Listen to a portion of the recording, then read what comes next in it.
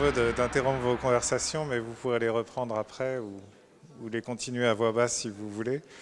Donc je m'appelle Nicolas, Zineb vient de me présenter en quelques mots.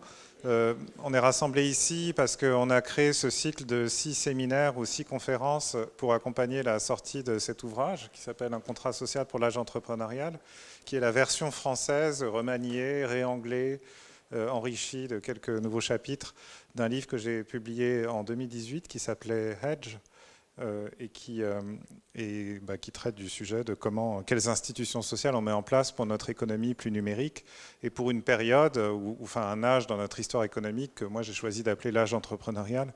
Alors je ne rentre pas dans les détails à ce sujet parce que c'était l'objet de la précédente conférence qui a lieu en janvier. Peut-être certains d'entre eux étaient là, certains d'entre vous étaient là, mais si vous n'étiez pas là, elle est en ligne ou elle sera mise en ligne plus exactement sur notre chaîne YouTube Affaires publiques. Donc vous pourrez toujours rattraper et bien appréhender la notion d'agent entrepreneurial et tout ce qu'elle implique. Aujourd'hui, un peu en écho à l'un des chapitres du livre où j'évoque un peu ce qui se passe dans d'autres régions du monde et où on a l'innovation institutionnelle et notamment l'innovation sociale aux États-Unis et en Chine, je voulais creuser un peu cet angle et aller en fait beaucoup plus loin que ce qu'il y a dans le livre. Sur la question de l'Europe, un peu à mi-chemin géographiquement entre les États-Unis et la Chine. Vous avez tous lu ou entendu des choses sur le fait que les États-Unis prospèrent dans l'économie numérique, ils ont les entreprises numériques les plus puissantes du monde. Vous avez lu un peu moins de choses, mais quand même des choses, je pense, sur la Chine et le fait qu'eux aussi ont réussi en quelque sorte à rattraper leur retard, à faire grandir leur géant numérique à eux. Et puis dans cette histoire, il y a toujours une sorte de mention honorable pour l'Europe qui, elle, reste très très loin derrière, mais fait quand même quelques progrès. Il y a quelques entreprises qui franchissent un certain nombre d'étapes, qui arrivent à grandir ici et qui nous laissent penser qu'on est peut-être encore dans la course, même si on est beaucoup à la traîne. Et ce que je voudrais vous expliquer aujourd'hui, c'est le lien assez subtil, mais je pense bien réel, assez difficile à cerner, mais je pense bien réel, entre la croissance d'entreprises numériques et la capacité à mettre en chantier de l'innovation institutionnelle. Autrement dit, pour faire très court, ce que je vais vous expliquer ce soir, c'est qu'on ne peut mettre en place notre propre contrat social, un contrat social qui est adapté à la fois au monde d'aujourd'hui, mais aussi à qui nous sommes, nos valeurs, notre mode de vie, que si on a fait grandir d'abord des entreprises numériques. Et ça, c'est ce qu'ont réussi à faire les États-Unis et la Chine. Encore une fois, l'Europe est à la traîne.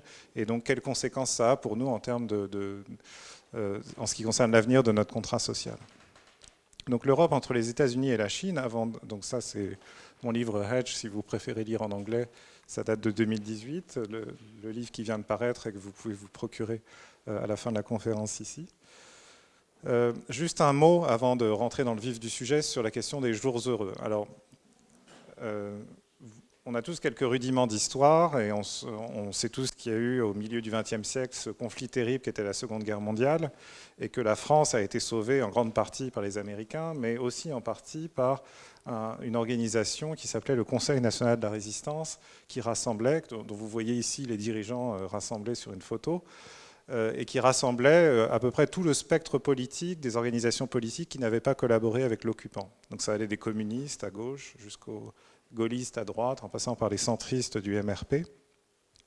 Et au cœur de l'hiver 44, donc à un tournant où on commençait à vaguement espérer que la guerre allait prendre fin bientôt et que la France allait recouvrer sa souveraineté, les dirigeants du Conseil national de la résistance se sont rassemblés pour écrire un programme, en fait, pour mettre sur le papier, sur quelques pages, c'est un document très court, ce qu'ils comptaient faire une fois que les Allemands seraient mis dehors. Et donc il y a deux parties dans ce programme. Et la première partie, c'est qu'est-ce qu'on va faire pour recouvrer la souveraineté de la France, punir tous ceux qui ont collaboré, etc. Donc ça, c'est une partie un peu brutale. Et puis il y a une autre partie qui est, une fois qu'on aura mis un peu d'ordre et fait le ménage, qu'est-ce qu'on va reconstruire sur les décombres de la France occupée. Et là, il y a tout un programme qui est assez fascinant parce que l'essentiel a été mis en œuvre. C'est à cette époque qu'on a créé les grandes entreprises nationales qui opèrent les réseaux ferroviaires, donc la SNCF, les réseaux électriques, EDF. Et ça, c'était prévu dans le programme. C'est à cette époque-là qu'on a mis en place la sécurité sociale. Évidemment, elle existe encore aujourd'hui, même si on n'a de cesse de la réformer. On a mis en place le statut général de la fonction publique, donc on a organisé notre administration telle qu'elle fonctionne encore aujourd'hui. Bref, une bonne partie de ce à quoi on a été habitué, de ce qui constitue notre contexte de vie aujourd'hui, dans la France d'aujourd'hui, a été en fait imaginé par ces gens-là, le Conseil national de la résistance, couché sur le papier dans le programme du Conseil national de la résistance et mis en œuvre à la Libération. Et ce programme, il s'appelait Les Jours Heureux. Et c'était parce qu'ils voulaient imprimer cette note d'optimisme et dire, voilà, quand la guerre prendra fin, on reconstruira et tout ira bien. Et donc moi, c'était ma première proposition de titre pour cet ouvrage en français. Je voulais qu'il s'appelle Nos Jours Heureux, pour insister sur le fait que voilà, nos aînés ont eu leurs jours heureux, c'était les 30 Glorieuses, et ils le doivent à l'innovation institutionnelle qu'a réussi le Conseil national de la résistance. Et nous, on pourrait vivre nous aussi nos jours heureux à condition de faire le même effort d'innovation institutionnelle aujourd'hui, mais en phase avec le monde d'aujourd'hui, avec une économie qui est très différente. Donc voilà l'idée de Nos Jours Heureux. Alors, elle a disparu de la couverture du livre, mais j'ai voulu la conserver pour ce cycle de conférences. Alors, je vais commencer par faire un peu d'histoire et vous rappeler que, comme je l'ai fait la dernière fois, comme je le fais très souvent, que ce n'est pas la première fois qu'on traverse une transition d'un âge économique à l'autre, que l'économie change du tout au tout du fait d'une révolution technologique. Les économistes qui s'intéressent à ce sujet-là, à l'histoire économique, au cycle long, etc., à l'économie de l'innovation, découpent, alors ils ont chacun leur découpage, certains disent on en est à la 3e révolution industrielle, d'autres disent on est à la 4e révolution industrielle, d'autres... moi, le framework que j'utilise dit qu'on est à la 5e, la révolution numérique, c'est la 5e révolution technologique depuis la révolution industrielle.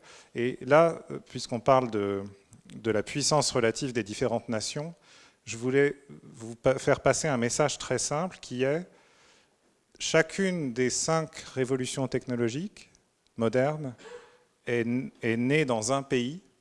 Et en général, ce pays, parce qu'il est parti le premier, il a fait la course en tête ensuite pendant des décennies. C'est-à-dire qu'il y a un avantage au premier, à celui qui démarre, qui s'échauffe le plus vite et qui fait grandir ses entreprises en phase avec les technologies du moment, et ensuite complète ça par un chantier d'innovation institutionnelle et d'innovation sociale. Alors, les économistes s'intéressent beaucoup à pourquoi une révolution technologique démarre ici et maintenant plutôt qu'ailleurs et plus tard ou avant. Pourquoi la révolution industrielle a été déclenchée dans la région de Manchester en Grande-Bretagne à la fin du XVIIIe siècle. Alors, il y a plein d'explications, plus ou moins déterministes. On croise des tendances, des facteurs, du contexte géographique, climatique, démographique, etc. Personne n'en sait trop rien, en fait. C'est des événements qui surviennent dans l'incertitude la plus totale et c'est difficile à expliquer rétrospectivement. La preuve, c'est que quand les pouvoirs publics décident de prendre les choses en main et disent on va déclencher une révolution technologique ici, en général, ils investissent beaucoup d'argent et il ne se passe en général pas grand-chose, ce qui prouve bien que personne n'a bien compris pourquoi ça apparaissait. Voilà. En revanche, on a très bien documenté le fait que quand ça démarre quelque part, alors ça donne une prime considérable au pays ou à la région qui a hébergé l'émergence de cette révolution technologique, et ça permet en général à un pays de se développer plus vite que les autres, de s'installer à un niveau de richesse plus élevé que les autres, et de dominer à la fois économiquement, stratégiquement, politiquement, le monde, l'économie mondiale dans cet âge donné. Alors pour mémoire, donc je l'ai dit, la révolution industrielle, elle est née en Grande-Bretagne. L'événement déclencheur que retracent les historiens, c'est que il y avait un marchand de tissus qui s'appelait Arkwright qui a eu l'idée de construire des machines à tisser et d'installer des ouvriers autour pour faire tourner la machine. Et ça a déclenché, ça a fait apparaître quelque chose qui n'existait pas avant dans ce qui est devenu l'industrie textile et qui était la productivité. C'est-à-dire qu'on a découvert qu'en combinant des machines et des hommes dans ce qu'on appelle en quelque sorte les premières usines, ça permettait de produire beaucoup plus, pour beaucoup moins cher, beaucoup plus vite, générant ainsi au passage un surplus que l'entrepreneur en question pouvait s'approprier pour en partie le réinvestir, en partie faire fortune, etc. Voilà. Et donc ça a donné naissance à l'industrie textile. L'industrie textile, c'est le produit de la révolution industrielle. Et cette industrie textile s'est épanouie d'abord dans la région de Manchester, ensuite dans toute l'Angleterre, ensuite on a traversé les mers, des gens sont venus espionner ce qui se passait en Angleterre, se sont inspirés des dessins pour reproduire les machines à tisser. Bref, et au bout d'un moment, l'industrie textile s'est disséminée sur l'ensemble du continent, puis aux États-Unis, etc. Voilà. Mais la Grande-Bretagne, mais ça a inauguré pour la Grande-Bretagne une période de puissance et de prospérité. Et la révolution industrielle est la raison pour laquelle la Grande-Bretagne a à ce point dominé, à la fois économiquement et politiquement, la première moitié du XIXe siècle. Ensuite, la révolution suivante, c'est la révolution ferroviaire. Et là, c'est une deuxième fois la Grande-Bretagne qui est partie la première. On a organisé un concours là-bas, parce que voilà, il y avait l'idée qu'on pouvait relier deux grandes villes anglaises, qui étaient Liverpool et Manchester, avec une technologie complètement nouvelle, encore pas très bien comprise, qui était des voies ferrées. Et donc, on a organisé un concours pour déterminer quel genre de train on allait faire rouler sur ces nouvelles voies ferrées. Et ce concours a été remporté par un inventeur qui s'appelait Stephenson, Robert Stephenson, qui a créé ce modèle de locomotive qu'il a appelé Rocket. Et la Rocket a été sélectionnée comme la gagnante du concours. Et on a dit, bon, bah, on a une technologie pour faire rouler des trains sur ces infrastructures nouvelles. Donc, on peut maintenant décider d'investir pour les déployer. Et donc ont été constituées des sociétés ferroviaires qui ont levé de l'argent auprès du public en émettant des obligations. On a construit les voies ferrées. Voilà. Et l'histoire, pour la faire courte, c'est qu'en gros, personne n'a réussi à gagner d'argent avec tout ça. Donc toutes ces sociétés ferroviaires ont fait faillite les unes après les autres. Tous les gens ont perdu l'argent qu'ils avaient investi là-dedans. Mais malgré tout, après que tout le monde ait été ruiné par cette bulle ferroviaire, les voies ferrées, elles étaient là et bien là. Et personne n'a pris la peine de les enlever. Donc ça a donné à tout le monde un peu de temps pour réfléchir. Et quand on a finalement découvert comment amortir ces actifs et les valoriser et gagner de l'argent avec, et ben, ça a complètement bouleversé l'économie dans son ensemble. Parce que ça a bouleversé la géographie. En fait, ça a rapproché les grandes villes les unes des autres. Ça a permis de faire voyager beaucoup plus vite les personnes, les marchandises, l'information, etc. Et ensuite, comme ça s'est passé dans la révolution industrielle, d'autres pays ont imité ce qui s'était fait en Grande-Bretagne et ont déployé à leur tour leurs infrastructures ferroviaires. Chacun à leur manière. En France, l'État a pris une part plus importante dans le financement. En Allemagne, je ne sais pas exactement comment ça s'est passé. Aux États-Unis, ça a été un peu comme les Britanniques, on a sollicité des investisseurs privés. Bref, mais donc tout ça s'est disséminé, mais la Grande-Bretagne a conservé son avance, et ça, c'est vraiment le pic de la puissance de la Grande-Bretagne. C'est l'époque victorienne, où la Grande-Bretagne est à la tête d'un empire qui s'étend tout autour du monde. Elle a la capitale financière du monde qui est Londres. Elle a des marchands richissimes qui commercent avec le monde entier. Elle a des technologies de pointe dans plusieurs domaines, notamment le textile et le ferroviaire. Bref, donc parce qu'elle est partie la première, elle bénéficie d'une rente, en fait, d'une situation qui lui permet de dominer. Ensuite, on arrive à la révolution suivante, et là, il se passe quelque chose de nouveau par rapport aux deux précédentes, c'est que la Grande-Bretagne rate le coche. Il y a une nouvelle technologie qui émerge, qui est la sidérurgie. On découvre des méthodes pour fabriquer un alliage nouveau qui s'appelle l'acier, avec un procédé qui permet de le fabriquer en grande quantité pour pas très cher, inventé par un Britannique qui s'appelle Bessemer. Et Bessemer essaie d'intéresser les investisseurs de la City à son invention, et tout le monde lui rit au nez en lui disant « Écoutez, on gagne tellement d'argent à commercer tout autour du monde avec l'Empire britannique qu'on ne voit pas de raison d'investir dans votre technologie qu'on ne comprend pas très bien. Donc passez votre chemin, monsieur. » Et du coup, Bessemer ne va pas très loin, il essaie de voyager un peu, il monte son brevet à d'autres gens. Et en fait, ceux qui vont damer le pion à la Grande-Bretagne en détectant que la sidérurgie a un potentiel révolutionnaire, c'est deux autres pays. C'est d'un côté l'Allemagne et de l'autre côté les États-Unis. Et donc il y a une sorte de compétition pendant quelques années entre qui va être le centre, quel pays va devenir le centre de l'économie nouvelle de la sidérurgie, l'équivalent de la Silicon Valley, mais pour la sidérurgie.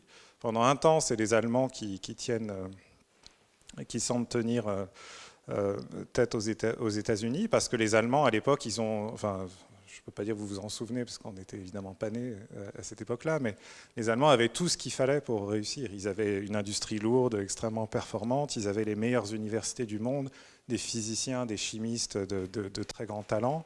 Ils avaient un régime politique fort, bien tenu par Bismarck, une unité politique nouvelle qui garantissait la stabilité, les premiers rudiments de régime d'assurance sociale mis en place aussi par Bismarck à la fin du 19e siècle. Bref, c'était un pays qui était absolument extraordinaire et qui avait un potentiel de réussite et de croissance sans équivalent dans le reste du monde. Alors, qu'est-ce qui s'est passé? Pourquoi c'est finalement les États-Unis qui l'ont emporté dans la sidérurgie? C'est parce que les Allemands ont fait des erreurs politiques. D'abord, Bismarck est mort, première erreur. Et ensuite, Bismarck mort, on n'a pas réussi à le remplacer dans ses fonctions de chancelier par quelqu'un d'aussi fort qui avait une vision aussi déterminée. Et donc, il y a une sorte de rupture de pouvoir qui a redonné plus de pouvoir à l'empereur qui s'appelait Guillaume II. Et Guillaume II, manipulé par son entourage et porté par les circonstances historiques, a emmené en fait l'Allemagne jusqu'à la Première Guerre mondiale, puis à une humiliante défaite qui a débouché sur le traité de Versailles, la Grande Dépression, l'hyperinflation, le nazisme, etc. Voilà. Donc l'Allemagne, ils ont fait absolument n'importe quoi politiquement sur le front, enfin à la fin du XIXe siècle, gâchant ainsi tout l'extraordinaire potentiel qui était le leur sur le front de la révolution sidérurgique.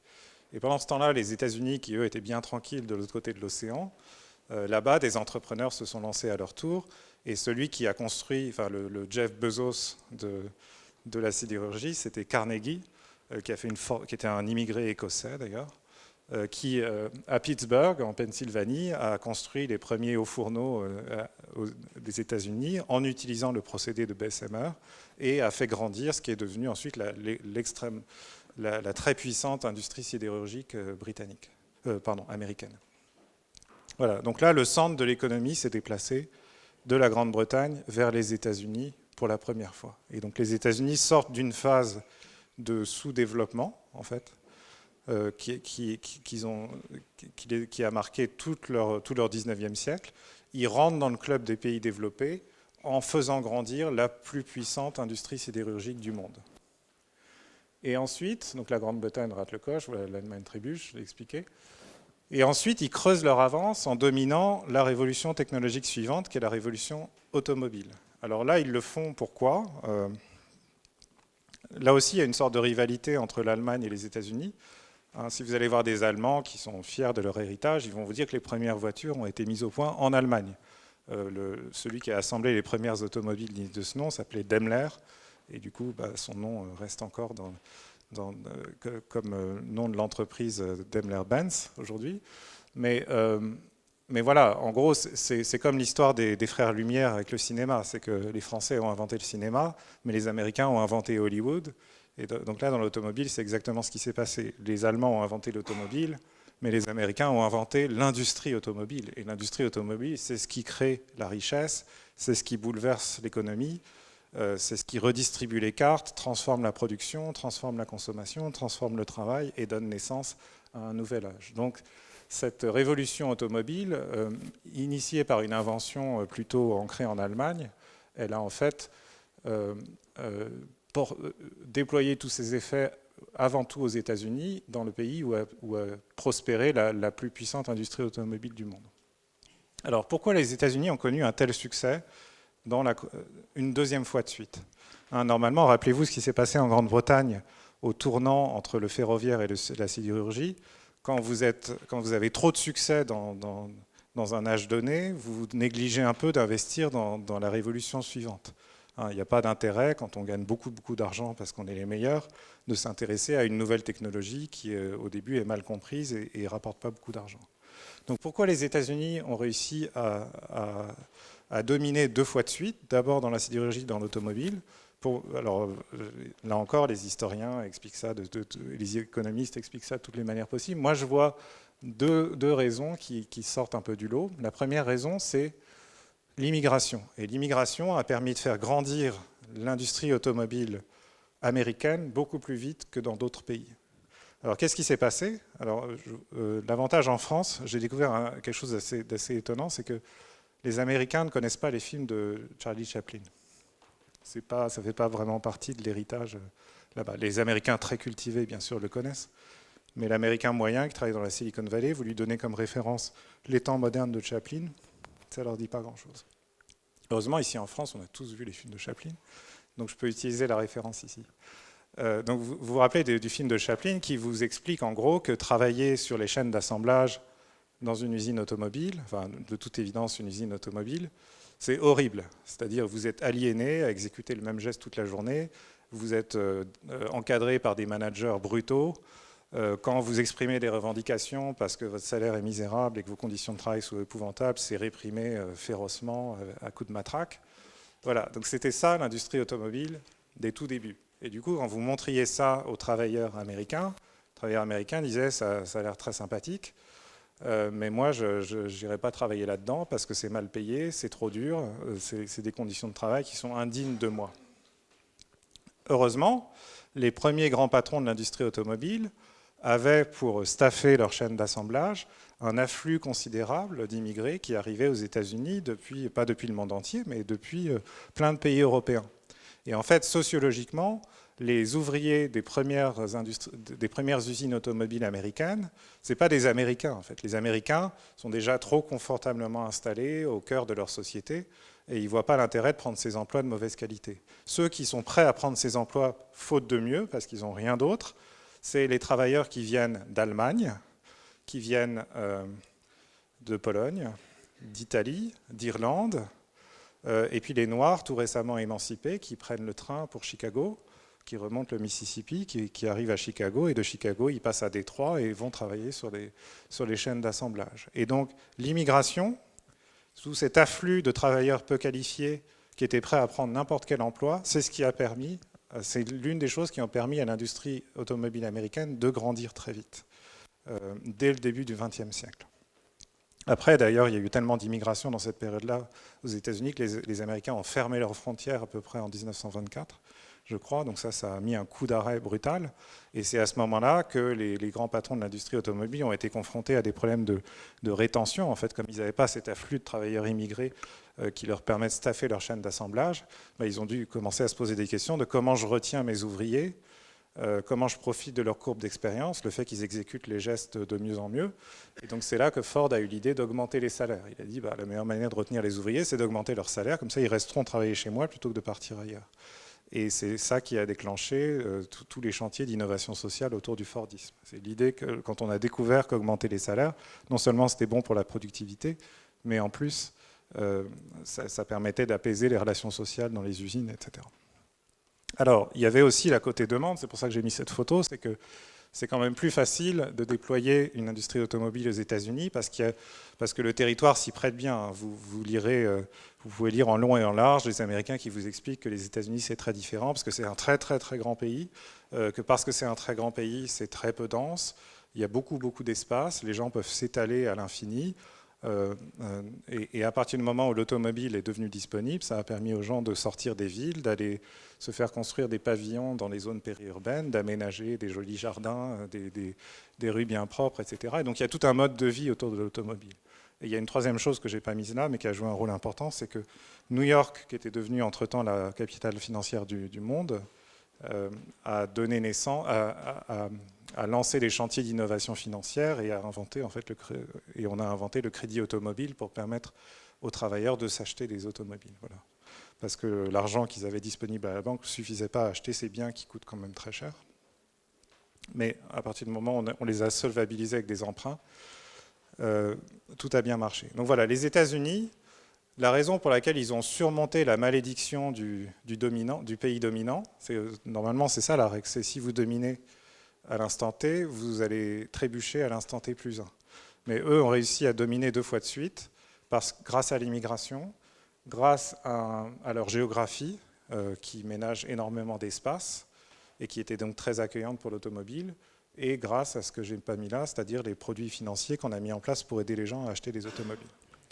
Alors, et là arrive la révolution numérique, et là c'est encore une fois les États-Unis qui l'emportent. Alors pourquoi les États-Unis gagnent une 3e fois de suite? Ça, c'est vraiment impressionnant d'un point de vue historique. Normalement, quand on s'intéresse à l'histoire longue, il il y a toujours des redistributions de puissance. Hein. Si vous avez lu Fernand Braudel, vous savez que la puissance en Europe s'est déplacée de Venise à Anvers, puis d'Anvers à Amsterdam, puis d'Amsterdam à Londres, etc. C'est très rare qu'un même pays ou qu'une même ville domine pendant très longtemps. Pourquoi les États-Unis ont réussi à dominer une troisième fois de suite? Donc ça, c'est l'université Stanford. Je pense, vous lirez beaucoup de choses sur le fait que les immigrés sont très importants dans la Silicon Valley, mais si vous remontez à l'origine de l'histoire de la Silicon Valley, il n'y avait pas tant d'immigrés que ça. Il y avait une sorte de migration interne, les gens quittaient la côte Est pour s'installer en Californie. Mais bon, il y a quelques cas, Steve Jobs est le fils d'un père syrien. Andy Grove, qui était le patron d'Intel, était un émigré hongrois qui avait fui le communisme. Mais il n'y avait pas tant d'immigrés que ça dans la Silicon Valley. Et de toute façon, l'industrie des semi-conducteurs n'était pas si gourmande en travail. On n'avait pas besoin d'autant de bras que dans l'industrie automobile à Détroit au début du XXe siècle. Donc ce n'est pas vraiment l'immigration, c'est plutôt le résultat d'une politique industrielle déterminée qui était liée au contexte de la guerre. Parce qu'en fait, ce qui se passe, c'est que donc, les États-Unis rentrent en guerre à Pearl Harbor, après Pearl Harbor en 1941. Puis à peine sortis de la Seconde Guerre mondiale, ils rentrent à nouveau en guerre parce qu'il y a la guerre de Corée. Et puis à peine la guerre de Corée, à peine rentrés chez eux après la guerre de Corée, qui n'était pas glorieuse pour les Américains, ils s'installent en fait dans un régime de guerre permanent qui est la guerre froide contre l'Union soviétique. Et leur obsession, dans cet état de guerre permanent à partir de 1941, c'est d'assurer la supériorité technologique de leur appareil militaire. Et ils le font grâce à l'intuition géniale de conseillers du président Roosevelt en allouant énormément d'argent public à la recherche de pointe dans les universités. Pas pour faire plaisir à la corporation des chercheurs à l'université, mais parce qu'ils en attendent des retours en termes de technologies de pointe qui vont permettre de mettre au point des systèmes d'armement garantissant la supériorité des États-Unis sur l'Union soviétique. Et ça, alors, comme tout ce que fait l'administration, c'est mal emmanché, c'est mal alloué, c'est plein de paperasse, etc., qui fait que ce n'est pas très efficace. Mais ce qui explique la Silicon Valley, c'est quand même cet effort de guerre, parce qu'à Stanford, donc l'université dont vous voyez le campus ici, il y a un petit malin qui s'appelle Frédéric Terman, qui lui dit il y a beaucoup d'argent qui va être investi. Il se retourne vers son université, Stanford, qui est à l'époque une petite université de province qui n'intéresse pas grand monde, et il dit on va se servir de cette manne d'argent public que l'État fédéral déverse sur l'université pour faire grandir Stanford et en faire la meilleure université scientifique des États-Unis. Et donc, Terman, c'était un hacker au sens littéral, c'est-à-dire il a exploité le système, détourné le système, branché les tuyaux de l'argent du gouvernement fédéral sur Stanford. Et pour faire ça, il fallait jouer le jeu, en fait. Il fallait dire, voilà, pour capter cet argent, on va mettre en chantier de la recherche technologique de pointe, on va travailler avec les militaires, on va travailler avec les grandes entreprises qui fournissent les militaires, etc. Et tout ça a donné naissance à la Silicon Valley. Donc, vous voyez qu'une première fois, les Américains s'en sortent grâce à l'immigration, en gros. Une deuxième fois, ils s'en sortent grâce à un état de guerre qui met leur économie sous tension et qui les force, en quelque sorte, à rester à la pointe et à rebondir dans une nouvelle économie. Alors tout ça m'amène à une question qui est où est le centre de l'économie aujourd'hui, de l'économie numérique aujourd'hui? La réponse la plus simple, c'est de dire le centre, c'est la Silicon Valley. C'est-à-dire la Silicon Valley est à l'économie numérique ce que Manchester était à l'économie du textile et Pittsburgh était à l'économie de la sidérurgie, en quelque sorte, et Détroit à celle de l'automobile. Mais il y a une chose importante à comprendre, donc là c'est Fernand Braudel, qui a écrit plusieurs grands ouvrages d'histoire, et l'une de ces histoires, alors j'ai pas lu la version longue, mais j'ai lu un recueil de conférences sur lequel il revient sur ses travaux, c'est l'histoire du capitalisme. Et donc Braudel explique, le capitalisme c'est l'une des notions dont on parle le plus, mais qu'on comprend le moins en général, les gens ne savent pas très bien ce que c'est exactement le capitalisme. Beaucoup de gens qui parlent du capitalisme pour le dénoncer pensent que le capitalisme, c'est juste une machine à enrichir les riches et à exploiter les pauvres. Le capitalisme, tel que l'explique Braudel, c'est la dynamique dans laquelle s'installe une organisation qui investit pour s'arracher aux rigueurs de la concurrence. quand vous êtes dans une économie de marché pure et parfaite, vous êtes dans une concurrence de tous les instants qui vous force en permanence à baisser vos prix, qui fait disparaître vos marges et qui vous finit par vous mettre sur la paille. Exemple, le secteur du transport aérien aujourd'hui. Vous avez des dizaines et des dizaines de compagnies aériennes qui se font une concurrence féroce en baissant les prix sans arrêt. Résultat, elles sont toutes en état de faillite virtuelle, en permanence. Et c'est impossible de gagner de l'argent dans cette économie-là. Qu'est-ce que fait un bon capitaliste quand il le peut, dans ces conditions-là? Il investit pour se repositionner et essayer d'échapper autant que possible à la concurrence, pour pouvoir retenir une partie de ses marges et s'en servir pour investir, pour mieux rémunérer ses travailleurs, pour enrichir ses actionnaires, bref, pour faire ce qu'on veut. Mais l'important, c'est on bascule dans un régime capitaliste quand des entreprises arrivent à s'extraire des rigueurs de la concurrence et à générer un surplus qu'elles peuvent garder pour elles, et ensuite elles décident ce qu'elles en font. Et qu'est-ce qui permet de générer ce surplus? C'est ce que les économistes appellent des rendements d'échelle croissants. Donc les rendements d'échelle croissants, c'est en gros, plus vous êtes gros, plus vos investissements génèrent des retours sur investissement importants.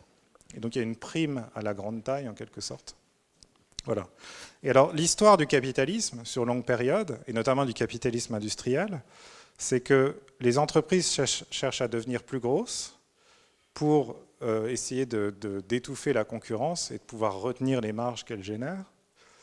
Voilà. Et ça marche en fait pendant un temps, jusqu'à ce que ça ne marche plus. En fait. Il y a toujours un seuil au-delà duquel on n'arrive plus à générer des rendements croissants.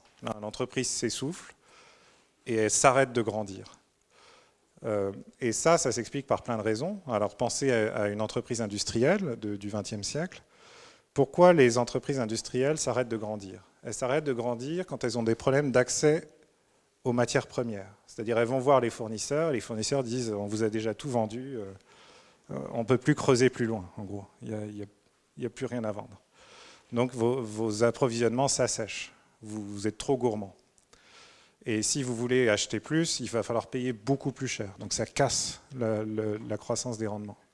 Deuxième problème, c'est que si vous devenez très gros, vous avez plein d'employés, plein d'ouvriers. Et plus ils sont nombreux, plus ils sont forts ensemble, plus ils se syndiquent, plus ils deviennent revendicatifs. Et au bout d'un moment, ça devient impossible à manager.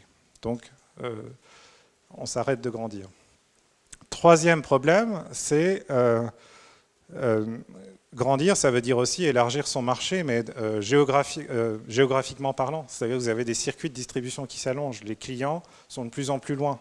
Et donc, il faut acheminer vos produits de plus en plus loin. Et ça soulève des défis logistiques de supply chain absolument considérables. Donc, c'est pour ça que, au début du XXe siècle, les gens étaient absolument époustouflés par la capacité des entreprises industrielles à grandir et à produire des très grandes séries avec une productivité extraordinaire. Et donc on avait l'impression, j'imagine, quand on regardait Ford à l'époque, ou GM, ou Renault ici, que c'était des entreprises qui allaient tout écraser sur leur passage. Mais si on regarde plusieurs décennies plus tard, on s'aperçoit qu'en fait, elles sont toutes arrêtées de grandir à un moment, et que chaque marché national s'est organisé en oligopole, en général entre 3 constructeurs. Chaque pays avait ses 3 constructeurs. Les États-Unis avaient Ford, Chrysler et GM. En France, on avait Renault, et Peugeot et Citroën qui ont ensuite fusionné. En Allemagne, il y a BMW, Mercedes voilà, et Volkswagen. Voilà. Donc en gros, c'est ça l'état stable de l'industrie automobile. C'est dans chaque pays, il y a 3 constructeurs qui se partagent le marché. Parce qu'ils n'arrivent pas à grandir plus. Ils n'arrivent pas à se développer à l'international. Ils n'arrivent pas à prendre des parts de marché à leurs concurrents directs. Voilà. Dans le numérique repousse le seuil d'essoufflement dans la course au rendement croissant. Et c'est pour ça qu'on a eu l'impression pendant les premières années du numérique qu'en gros, chaque secteur allait être dominé à niveau global par une seule entreprise. Google allait prendre toute la publicité, Amazon allait prendre toute la distribution et la logistique. Voilà. Et ça, c'était il y a quelques années encore. Mais ce qu'on réalise aujourd'hui, et ça, c'était très inquiétant pour un pays comme l'Europe, parce que ça nous disait, en gros, vous n'arriverez pas à reproduire l'effort de rattrapage qui a été fait au XXe siècle. Au XXe siècle, on a regardé tous, très impressionnés, les constructeurs automobiles américains grandir, et puis finalement, on a fait les nôtres. Et on a réussi à rattraper le niveau de développement des Américains. Mais ici, face à Google, voilà, il y en a quelques-uns qui ont essayé, qui essayent encore de créer le Google français, mais ça ne marche pas parce que les rendements croissants de Google, enfin, les rendements d'échelle de Google, ils sont tellement croissants que Google continue de grandir bien au-delà du marché américain. D'abord, ils prennent une situation de monopole aux États-Unis, ensuite ils continuent de grandir, ils prennent une situation de monopole sur d'autres marchés. Voilà. Et donc on a longtemps eu cette interrogation, genre est-ce que c'est possible de faire grandir des entreprises qui font exactement la même chose que des entreprises américaines qui sont parties les premières. Et donc, voilà, c'était ça l'idée, c'est-à-dire les Américains sont partis les premiers dans cette révolution numérique, et si ça se trouve, ils vont prendre tout, absolument tout à l'échelle globale. Et ça a installé l'Europe dans cette situation dans laquelle on est encore aujourd'hui, c'est-à-dire on a l'impression que tout ce qui nous reste à nous, c'est d'acheter des produits américains, de mettre nos ingénieurs à disposition d'entreprises américaines, de laisser les Américains collecter nos données, etc. Et que nous, tout ce qu'on peut faire, enfin tout au plus, c'est un peu de régulation pour forcer les Américains à pas trop mal se comporter dans leurs efforts de développement ici en Europe.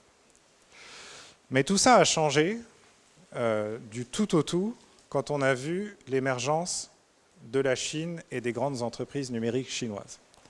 Enfin, personnellement, moi, ça a complètement changé ma vision des choses. Alors ici, voilà, j'ai juste cherché une image qui vous montre l'essentiel, mais vous avez Jack Ma à gauche, qui est le fondateur d'Alibaba. À droite, Pony Ma, qui est le patron de Tencent, donc le géant numérique de Shenzhen. Voilà, alors qu'est-ce qui s'est passé en Chine ? Moi, j'ai écrit un livre en 2012 avec un ami à moi qui s'appelle Henri Verdier, qui était un livre destiné à expliquer l'économie numérique aux élites françaises. Et dans ce livre, évidemment, on parle des États-Unis à toutes les pages. On parle d'Apple, de Google, d'Amazon, etc. Et puis un jour, Henri, assez proche de la fin de la remise, assez proche de la remise du manuscrit, a dit « Mais on ne parle pas de la Chine, est-ce qu'on ne devrait pas parler de la Chine ? J'ai ouï dire qu'il se passe des choses en Chine. » C'était en 2012. Et bon, on était trop près de la remise du manuscrit, on s'est dit non, enfin, on n'a pas le temps de refondre le plan, etc., d'ajouter des parties sur la Chine. Et puis en plus, moi, j'ai balayé ça d'un revers de la main, je dis non, mais les Chinois, vraiment, je ne pense pas qu'il se passe grand-chose, et quand bien même il se passerait quelque chose, ça ne nous concernera jamais parce qu'on est dans des cultures tellement différentes que les Chinois n'arriveront jamais à designer des applications qui nous séduisent, nous, occidentaux. Voilà, donc de façon un peu expéditive. Voilà. Et 2 ans plus tard, qu'est-ce qui s'est passé ? Il y a eu l'introduction en bourse d'Alibaba.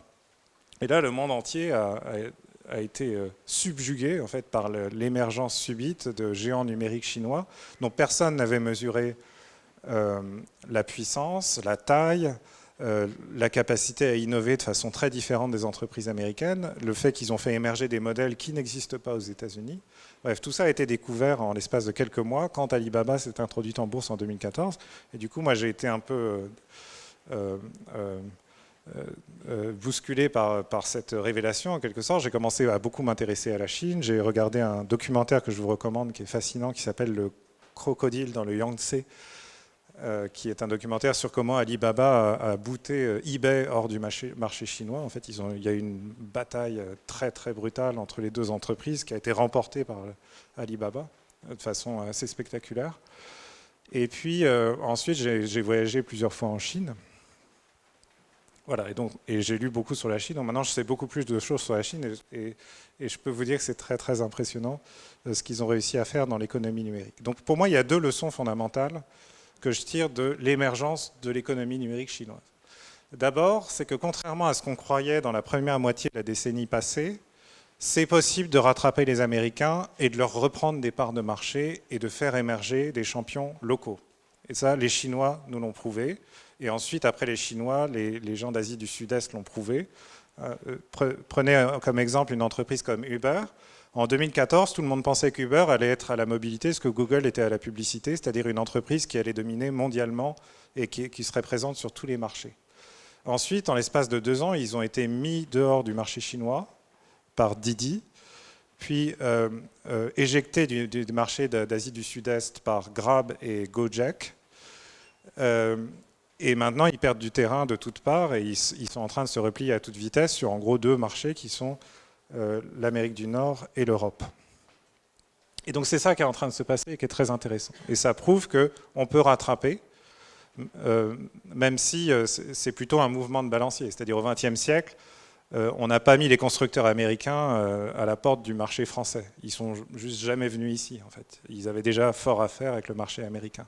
Donc on a fait grandir les nôtres sans avoir à les concurrencer frontalement. Là, dans le numérique, c'est plus compliqué. Il y a une première phase où les Américains sont partout, puis il y a une deuxième phase où les locaux reprennent l'initiative et mettent les Américains dehors. Et la preuve que c'est possible, c'est que les Chinois l'ont fait. Et la deuxième leçon qui est très intéressante de la Chine, c'est que ça montre qu'il n'y a pas un seul modèle. C'est-à-dire, si vous regardez, la Chine est à peu près à parité en termes de puissance et de capacité d'innovation aujourd'hui avec les États-Unis, mais ils sont arrivés là, d'abord dans un laps de temps beaucoup plus court, et ensuite en mettant en œuvre une stratégie qui était très très différente de celle qu'ont mis en œuvre les Américains pour faire émerger la Silicon Valley. Et donc ça, pour nous Européens, c'est très très important. S'il y a deux modèles aussi différents, ça prouve qu'en fait, il y a potentiellement tout un éventail de modèles qui vont emprunter tantôt à l'un, tantôt à l'autre, et que nous, Européens, ça veut dire qu'on peut découvrir notre propre modèle. Encore faut-il travailler dur à le découvrir.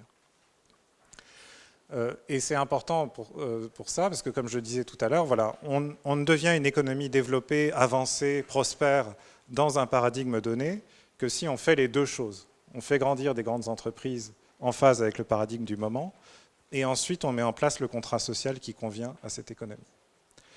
Alors, la question importante pour le monde d'aujourd'hui, c'est la suivante. Rappelez-vous l'histoire de la Grande-Bretagne qui trébuche, l'Allemagne qui se repositionne, qui a tous les avantages, mais finalement trébuche à son tour, et c'est les Américains qui arrivent par derrière pour prendre le leadership. Donc la question aujourd'hui, c'est ça, c'est est-ce que les États-Unis, qui semblaient tout devoir écraser sur leur passage jusqu'à il y a quelques années, et qui maintenant sont en train de s'enfoncer dans une spirale de crise politique, de repli sur eux-mêmes, et leurs entreprises commencent à avoir beaucoup de mal à se développer, et ils sont au point mort en termes d'innovation sociale, c'est-à-dire qu'ils ne travaillent pas du tout à mettre en place un contrat social. Est-ce que ça veut dire que les États-Unis sont la nouvelle Allemagne, en fait? Est-ce qu'ils sont en train de trébucher, comme à la mort de Bismarck, et qu'ils vont gaspiller leur potentiel économique avec des erreurs politiques? Et si les Américains sont la nouvelle Allemagne, qui sont les nouveaux Américains? Est-ce que les Chinois ne sont pas en train d'arriver par derrière pour prendre le leadership en faisant émerger, en fait, un nouveau centre de l'économie numérique mondiale en Chine?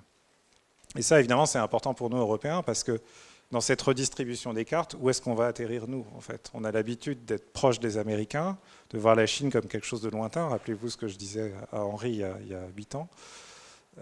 Si c'est la Chine qui devient le centre de l'économie numérique mondiale, le pays qui se développe le plus vite, qui découvre, qui met au point le premier un contrat social adapté au monde d'aujourd'hui, qu'est-ce qu'on fait, nous, Européens? Donc, je finis par quelques mots sur la Chine, je vais balayer très vite. La Chine, par définition, c'est très grand, c'est très complexe. Peu d'entre nous parlent la langue, le mandarin. Donc on est toujours dans un retard de compréhension par rapport à ce qui s'y passe, mais voilà ce que j'ai appris moi sur la Chine. Donc en gros, il y a une période pas si lointaine, qui était un héritage direct du maoïsme, où c'était tout simplement illégal d'être entrepreneur en Chine. Donc vous trouvez des articles assez intéressants de gens qui disent « voilà, moi j'étais entrepreneur dans une petite ville en Chine dans les années 80 ». Et en fait, ce que je faisais était vaguement toléré par les autorités locales, mais à tout moment, je risquais qu'on me tombe dessus, qu'on me mette en prison, parce que c'était illégal de commercer, en fait, d'être entrepreneur. Donc ça c'est tout récent, en fait, c'est les années 80. Les années 80, alors c'est tout récent, mais c'était déjà une période où la Chine était en train d'orchestrer, de se mettre dans un état de guerre qui lui a permis de mettre tous ses problèmes derrière elle et d'avancer. Et c'était ça c'est très intéressant en politique industrielle. J'ai parlé tout à l'heure des États-Unis qui ont fait grandir la Silicon Valley parce qu'ils étaient en guerre contre l'Union soviétique. Alors c'était une guerre froide, il n'y a pas vraiment eu de bataille livrée, mais c'était une vraie guerre. C'est-à-dire ce qui était en jeu, c'était on peut se taper dessus et on peut se tuer les uns les autres. Mais on peut aussi orchestrer une politique industrielle en se mettant en état de guerre au sens figuré. Vous pouvez livrer bataille contre à peu près tout ce que vous voulez. On peut faire la guerre contre le cancer. On peut faire la guerre contre le mal logement dans les grandes villes. On peut faire la guerre contre le changement climatique, contre les effets du changement climatique.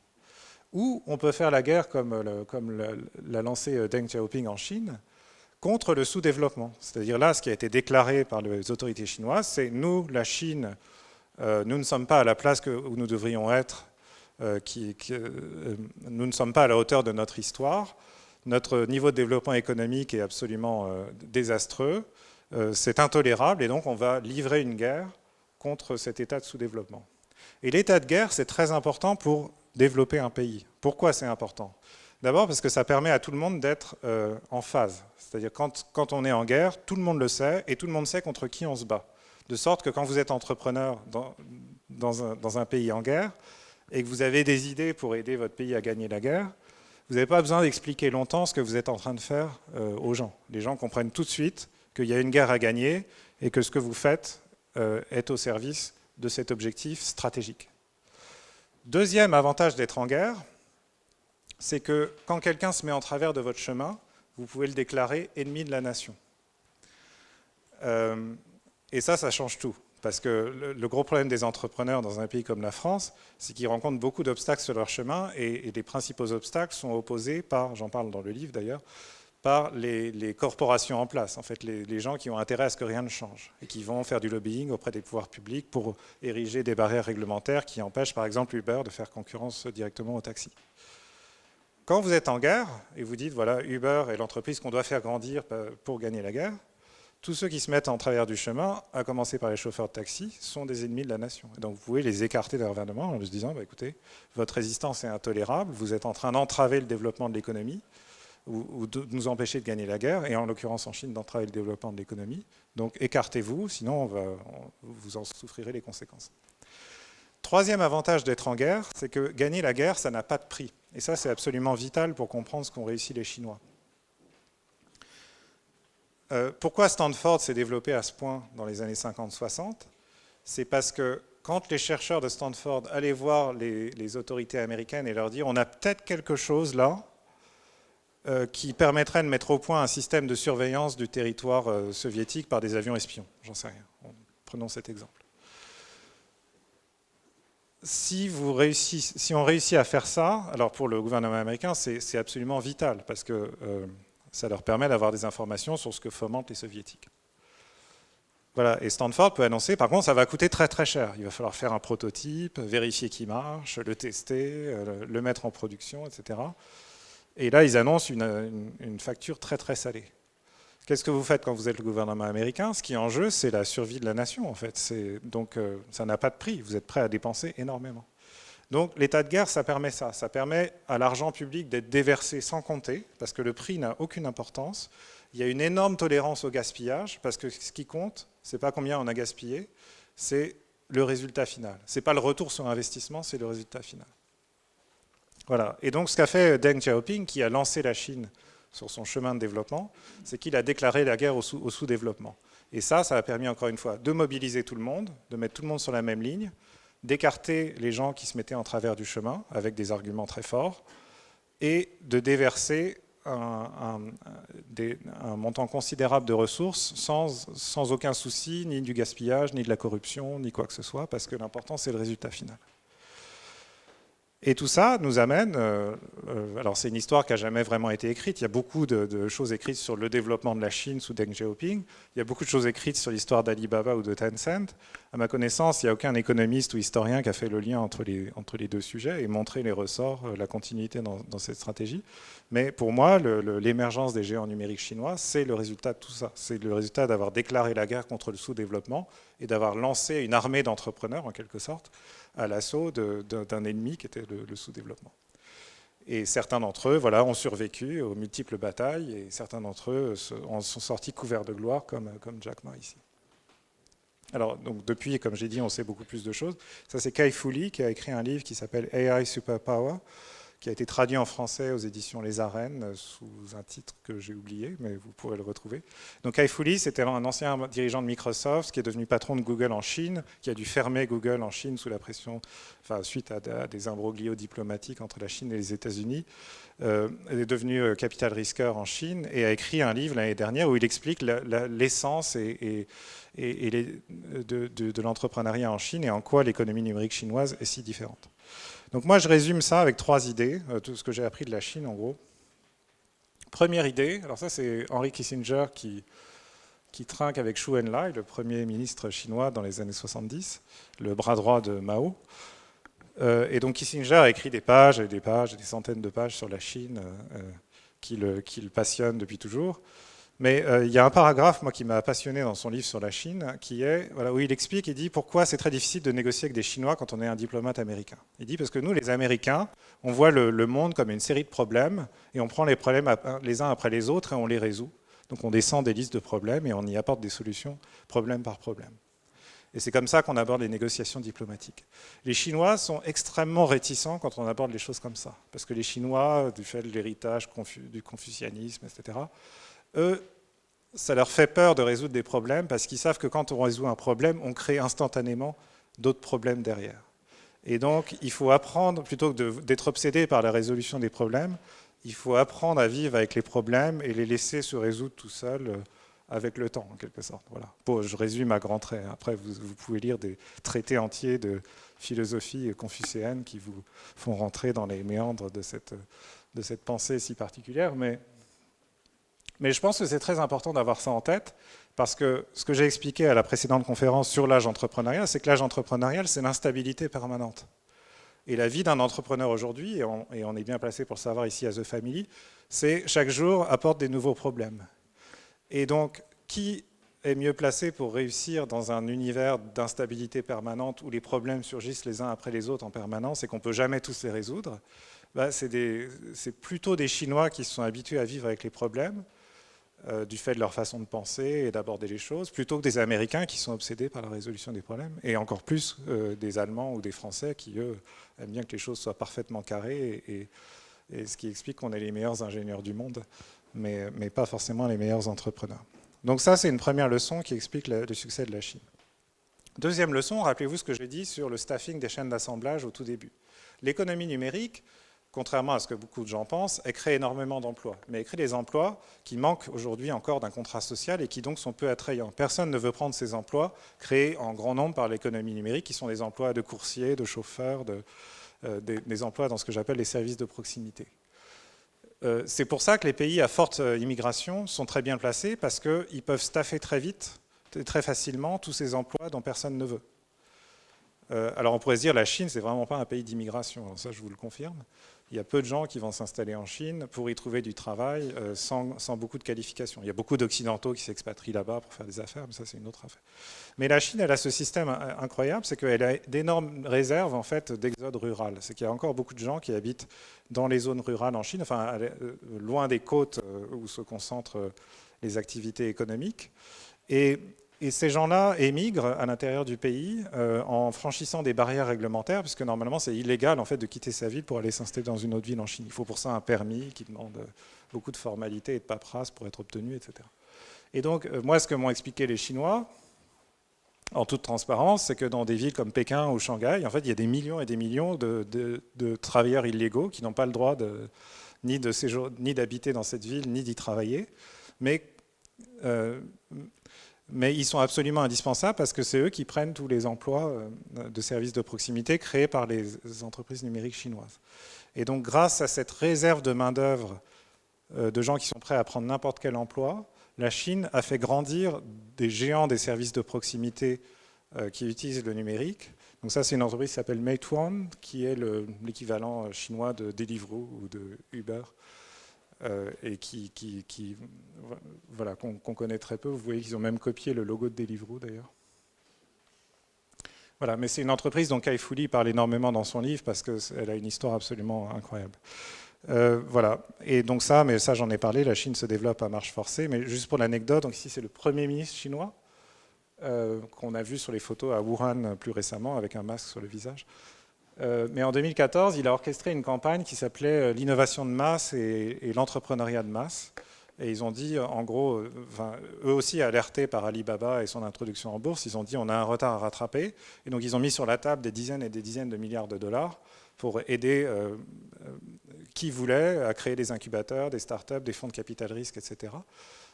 Et donc Kai Fu Lee estime que parmi tous les incubateurs de start-up qui ont été créés à cette époque-là, 90% ont fait faillite très vite parce que c'était en fait des manigances de spéculation immobilière maquillées en incubateurs de start-up avec beaucoup de corruption à la clé.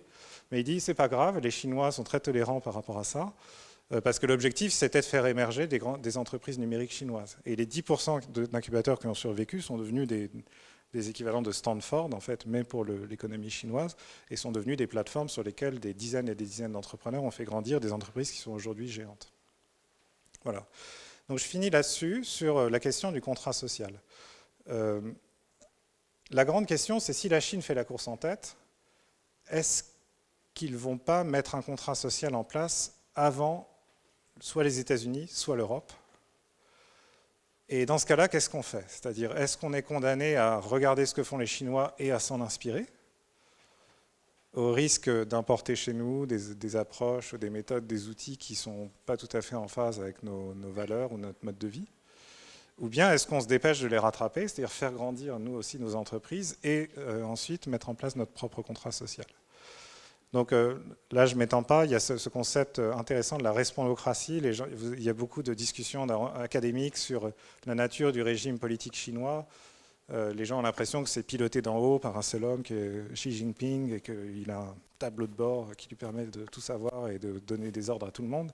Mais en fait, le régime chinois, il repose sur une organisation, le Parti communiste, qui se ramifie très profondément dans la société, qui a plusieurs dizaines de millions de membres, qui est présent dans toutes les entreprises, dans toutes les associations, dans tous les territoires, et dont la mission, c'est de remonter de l'information en permanence. C'est-à-dire, que disent les gens?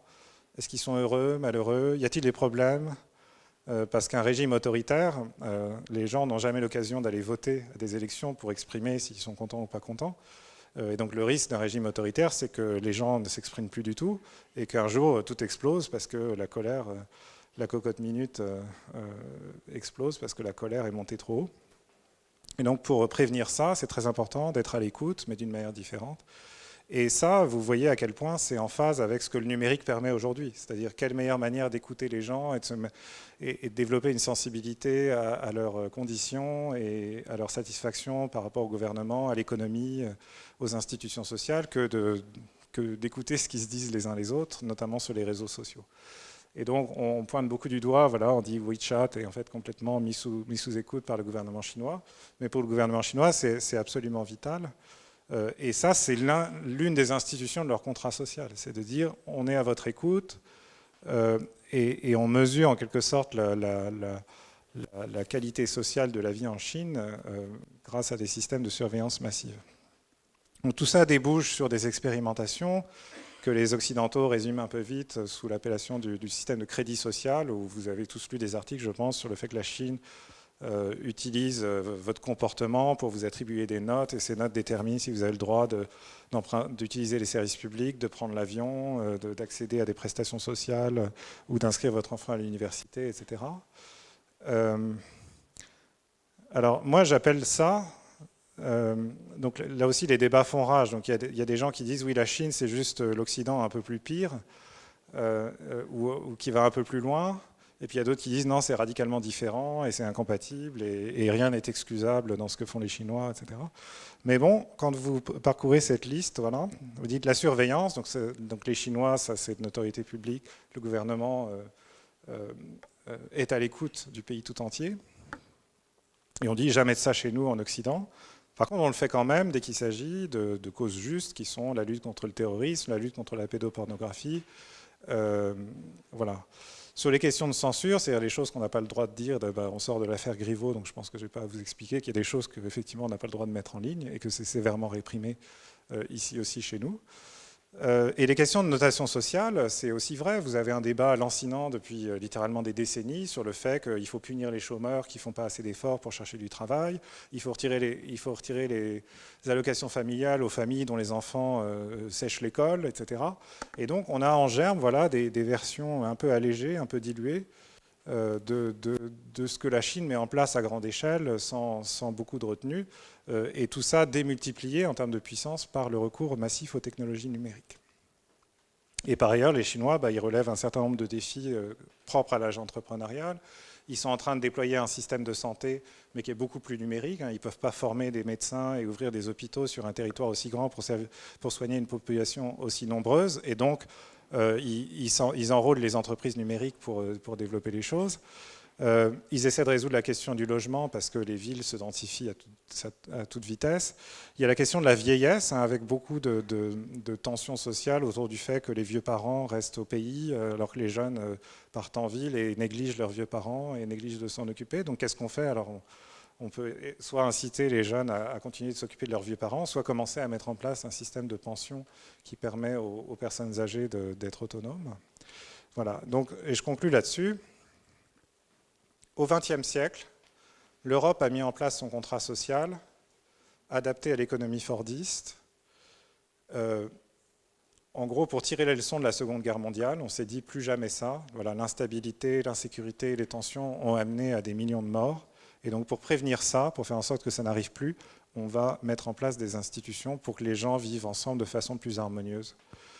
Et ça nous a donné le programme du Conseil national de la résistance.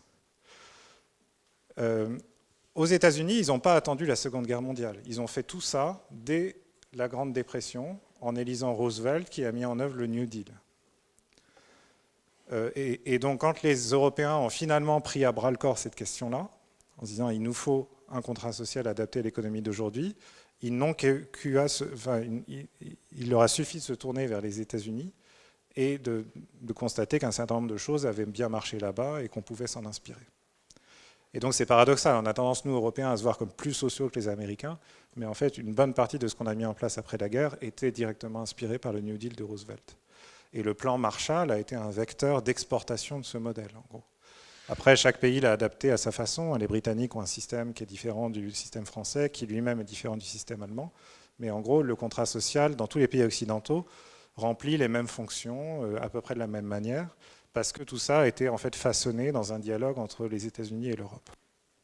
Qu'est-ce qu'on fait le jour où le contrat social qui fonctionne bien a été mis en place non pas aux États-Unis, mais en Chine, et dans un creuset qui est imprégné de valeurs qui ne sont pas les nôtres, les valeurs démocratiques, libérales, propres aux pays occidentaux, etc. Ce n'est pas une question théorique, parce que là aussi, vous lirez beaucoup d'articles sur le fait que les Chinois, donc vous savez qu'ils développent ce réseau d'infrastructures qu'on appelle les nouvelles routes de la soie, c'est-à-dire des infrastructures portuaires, ferroviaires qui permettent aux entreprises chinoises de commercer avec l'Asie centrale, l'Afrique et l'Europe. Donc ça, c'est les routes de la soie, dessinées pour mon livre Hedge. Mais moi, je les ai fait partir des deux capitales de l'économie numérique chinoise, qui sont Shenzhen, où est installé Tencent, et Hangzhou, qui est la ville de naissance d'Alibaba, pour montrer que voilà, le long de ces routes de la soie vont se déployer. Il y a une deuxième couche qui va se déployer, qui est la couche numérique. C'est-à-dire il y a les infrastructures elles-mêmes, tangibles, et puis il y a les applications qui sont utilisées tout au long des nouvelles routes de la soie. Les gens vont communiquer sur WeChat, ils vont payer avec Alipay. Tout ce commerce va être en quelque sorte câblé par des applications numériques chinoises. Et de sorte que la façon d'interagir, la façon de produire, la façon de consommer à la chinoise va se disséminer tout au long de ces routes, arriver en Afrique, en Asie centrale et de plus en plus vers l'Europe. Et donc il y a un moment donné où on sera plus exposé, nous Européens, à des applications chinoises, on sera confronté à des façons de faire chinoises dans l'économie numérique, et ça va forcément influencer notre mode de vie, notre façon de penser, et quand se posera la question de quel contrat social on met en place, on pourra dire jamais de ça chez nous, nous sommes une démocratie, nous sommes libéraux, etc. Mais comme je vous l'ai dit, on a déjà des ferments, des choses qui ressemblent à ce que font les Chinois en plus grand ou en allant plus loin. Et si on ne se dépêche pas d'imaginer notre contrat social à nous, avant que le leur finisse par nous encercler, on sera confronté à ce choix-là. En fait, est-ce qu'on succombe à cette tentation, ou est-ce qu'on reste à l'écart, mais à un prix qui sera terrible, qui sera le prix de notre propre sous-développement. Voilà. Donc je conclus sur cette note pessimiste. Exactement ce que j'allais dire, mais peut-être qu'il y aura des questions optimistes. Merci Nicolas. Est-ce que...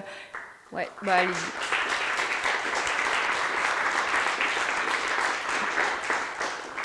Je Je vous propose de prendre quelques questions et on va jouer à un petit jeu. Je vais vous lancer ce cube. Et en fait, c'est un cube micro. Vous allez juste pouvoir parler dedans et tout le monde vous écoutera. C'est un cube en mousse, ça fait pas mal. Ouais, ça fait pas mal, bien sûr, c'est pas en béton. Qui est-ce qui veut... Ouais, vas-y. Je vais illustrer ma question avec un lapsus que tu as fait en parlant de pays européens. Enfin, tu as dit l'Europe en tant que pays. Je ne sais plus exactement la phrase. Ouais. Est-ce que la difficulté qu'on a justement n'est pas liée au fait que l'Europe est une multitude de pays, avec donc une multiculturalité voilà, qui fait que, contrairement à la Chine ou aux États-Unis, il y a une même langue, enfin, peut-être pas en Chine d'ailleurs, mais voilà, on a une même langue, on a une même culture. Oui. Donc, enfin, je suis d'accord qu'il y a cette question de est-ce qu'un pays uni par sa langue est la seule échelle possible pour mettre en place un contrat social. Et auquel cas, le fait de poser la question sur l'Europe, en fait, on est à côté de la plaque et la question devrait plutôt se poser sur nous, la France, quel devrait être notre contrat social, et puis l'Allemagne se poserait ces questions dans des termes différents. Mais en fait, moi je pense pour ma part que le contrat social qui convient à une économie donnée, enfin à un âge donné, pour coller au vocabulaire ici, c'est un contrat social qui est en grande partie déterminé par des fondamentaux économiques, en fait, par la façon dont on produit, la façon dont on consomme et la façon dont on travaille. Et ça, l'expérience montre que c'est à peu près la même chose d'un pays à l'autre. Après, il y a des nuances, c'est-à-dire la façon dont les pays réagissent. Et il y a plein de façons de réagir à l'émergence d'un nouvel âge, en fait, à l'arrivée d'un nouvel âge. On peut réagir de façon relativement apaisée, ou dans un rapport de force, mais pas destructeur, qui est le chemin qu'avaient commencé à prendre des pays comme la France et la Grande-Bretagne au début du Fordisme. En fait. Pendant que l'Allemagne était en train de s'effondrer et de succomber au nazisme, la France avançait tranquillement avec le Front populaire, et puis au Royaume-Uni, il y avait le Parti libéral qui avait mis en place les rudiments d'un système de retraite dès les années 1910. Et puis voilà, on construisait les choses brique par brique sans forcément succomber à la révolution, au fascisme ou à la guerre. Voilà, et c'est les Allemands qui finalement ont succombé dans leur coin, puis ont emporté tout le continent dans la destruction. Donc on voit qu'à l'échelle d'un continent comme l'Europe, il y avait déjà deux façons très différentes en fait, de réagir. Il y avait une façon progressive, incrémentale, en fait, de construire le progrès et relativement apaisée, et puis une façon destructrice où on doit passer par un cataclysme avant de se relever et de prendre les bonnes décisions. Mais il y a une troisième façon de faire. Et cette deuxième façon qui passe par la destruction est un peu ce qu'ont vécu les États-Unis avec la Grande Dépression. C'est-à-dire qu'ils ont été touchés vraiment de façon innommable par une crise économique sans précédent et qui n'a d'ailleurs pas eu d'équivalent depuis. Et c'est vraiment abîmé, meurtri par ça qu'ils ont confié les clés à Roosevelt et lui ont donné la mission de faire quelque chose. Il y a une troisième façon de réagir, mais qui est probablement la plus inquiétante, c'est un pays qui déciderait de rester complètement à l'écart. C'est-à-dire qui ne se lance même pas dans la première partie de la course, qui ne cherche même pas à faire grandir ses entreprises numériques. Et ça, c'est très dangereux parce que le destin d'un pays comme ça, c'est le sous-développement. C'est-à-dire on rate complètement le coche et on passe d'un niveau de développement intermédiaire ou avancé à un niveau de sous-développement total. Pensez à l'Argentine, par exemple, qui était encore un pays encore relativement industrialisé au XIXe siècle et qui n'a fait que dégringoler en termes de niveau de développement depuis. Voilà, donc chaque pays réagit à sa façon parce qu'il y a un contexte local, il y a une langue, une culture, des circonstances politiques. Moi, je pense que l'une des conditions dans lesquelles on aborde la révolution technologique actuelle, c'est le fait que l'Europe est quand même beaucoup plus unie qu'elle ne l'était au début du XXe siècle. Elle est unie du fait de l'existence d'une organisation internationale qui est l'Union européenne, qui a quand même énormément rapproché les différents pays, intégré leur gouvernance, harmonisé un certain nombre de politiques publiques, fait fonctionner un marché unique qui rend les économies européennes très dépendantes les unes des autres et les fait quand même converger sous plein d'angles différents. Voilà, donc Après, c'est un débat qui n'est pas tranché, c'est-à-dire les Britanniques, en faisant le Brexit, ont répondu que eux, ce qu'ils préféraient, c'était reprendre leur indépendance parce qu'ils ont besoin d'agilité dans cette période où tout doit être réinventé. Hein, la plupart des Britanniques ont voté par racisme, par xénophobie pour le Brexit, mais certains d'entre eux ont voté en disant on traverse une période où on ne comprend plus rien, on est en train de perdre nos marques et on a besoin d'innover, d'expérimenter des choses. Et ça, on ne peut le faire que si on recouvre notre souveraineté. Et dans l'entourage de Boris Johnson, il y a beaucoup de gens qui pensent comme ça, en fait. Donc j'en sais rien, les cartes sont ouvertes. Alors moi, j'ai tendance... mon livre a été initialement écrit pour des Américains, donc les Américains, il ne faut pas compliquer les choses, il faut leur dire il y a l'Europe et puis c'est l'Europe, voilà. Parce que les Américains ne cherchent pas trop à comprendre le fait qu'en Europe, les gens sont très différents, parlent des langues différentes. Voilà. Après, traduisant le livre en français et modifiant un peu l'angle, dedans, j'ai déposé un peu plus de spécificité française, c'est-à-dire... mais bon, on est toujours dans ce balancement qui est peut-être destructeur, j'en sais rien. Hein. Si on décidait une bonne fois pour toutes de s'intéresser à la France ou à l'Europe, peut-être qu'on réussirait mieux qu'en essayant de ménager la chèvre et le chou en permanence, mais c'est difficile de s'extirper de ça.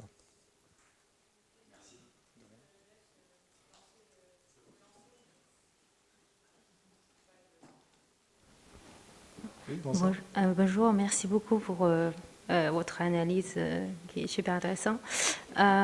Vous parlez en gros, vous divisez le monde en trois, il y a la Chine, les US et l'Europe, et vous avez une vision assez économique, financière, qui parle de l'entrepreneuriat, bien sûr. Est-ce que vous pensez qu'il y a... comment dire, l'aspect politique. Est-ce que la politique internationale est au sein du pays ou au régime, ce qui ici c'est démocratique, en Asie en général c'est plus autoritaire, en Moyen-Orient c'est encore pire. Est-ce qu'il y a cet aspect-là, comment vous voyez l'impact que ça a sur le monde d'entreprise, le développement des entreprises à l'international, voilà. Je ne sais pas si c'est clair. Oui. En fait, le développement des entreprises, pour se développer, les entreprises ont besoin de libre-échange, d'infrastructures, d'accès au marché étranger. Et là, c'est intéressant parce que quand on compare les États-Unis et la Chine aujourd'hui, on dit Trump est en train de basculer dans une tentation autoritaire. En plus, il est revigoré par son acquittement suite au procès en impeachment qu'il y a eu au Sénat. Et donc, il durcit le ton, il durcit ses mesures, il est en train d'ériger des nouvelles barrières contre les flux migratoires, etc., d'être très dur avec ses opposants. Voilà, mais le résultat de ça, c'est que les entreprises américaines payent un prix extraordinaire pour ça. C'est que du coup, elles sont empêchées de se développer parce qu'elles sont occupées à batailler chez elles contre leur propre gouvernement. Elles ne peuvent plus accéder au marché étranger parce que les négociations commerciales ont été interrompues. Voilà. Après, il y a la Chine. Alors la Chine, on dit la Chine est autoritaire par principe. Enfin, le régime chinois est autoritaire par principe, mais c'est un régime autoritaire qui cherche quand même à aider ces entreprises à grandir, d'où le projet des nouvelles routes de la soie. Donc je ne pense pas qu'il y a de déterminisme politique. On peut avoir une version, un régime dur et autoritaire qui referme les frontières et détruit son économie par excès de protectionnisme. Et puis un régime autoritaire qui, au contraire, a compris, inspiré par Deng Xiaoping, que l'important c'était de sortir de Chine et d'aller voir ailleurs et d'apprendre auprès des autres et de développer l'activité sur les marchés étrangers, etc. Bonjour. Oui. Vous avez parlé de la Chine, des États-Unis et de l'Europe aujourd'hui. Oui. Alors, dans votre livre, vous émettez une hypothèse vers la fin que le nouveau contrat social pourrait être sur un modèle chinois. Bon, alors moi j'avoue que je ne le vois pas très bien, mais en fait ce qu'on voit très bien aujourd'hui, ce sont les problèmes qui sont à résoudre. Vous avez le grand mérite de mettre l'accent quand vous parlez de contrat social, pas seulement de sécu, de retraite, de chômage, mais aussi de logement et du développement de cette classe que Richard Florida appelle la service class, la working service class, qui pose des problèmes considérables aussi bien aux États-Unis qu'ici. Alors par contre, en Chine, je ne sais pas, je ne vois pas très bien. Alors, sur ces 2 points, le logement. Alors le logement, bon, vous décrivez dans votre newsletter l'état de la Silicon Valley, de la Bay Area en tout cas, avec la catastrophe qu'est le logement à San Francisco et dans toute la baie d'ailleurs, Oui. la fuite des gens qui sont pas assez, qui gagnent bien leur vie mais qui ne sont pas assez riches pour. Logement, je vous arrête parce que le logement, j'y consacrerai probablement la prochaine conférence au mois de mars. Mais bon, je voulais simplement dire que les Américains ont un problème énorme avec ça, Oui. Et un peu de la même façon que la France, par exemple, c'est-à-dire que ce n'est pas un problème généralisé.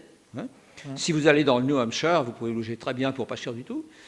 Par contre, bien sûr, si vous êtes à Boston, si vous êtes dans la Silicon Beach à Los Angeles, c'est pas du tout la même chose. Et la service class, c'est pareil. La service class, c'est un problème énorme aux États-Unis. Donc, je fais référence à Florida qui fait campagne là-dessus. Oui. Oui, oui. Et chez nous, c'est pareil, quoi. Alors, est-ce que la comparaison, donc, n'est pas beaucoup plus entre l'Europe et les États-Unis qu'avec la Chine, quoi? Non, la Chine est concernée exactement par ces mêmes problèmes. Ils ont aussi une économie des services de proximité qui a été, dont la taille et la densité a été démultipliée par le numérique.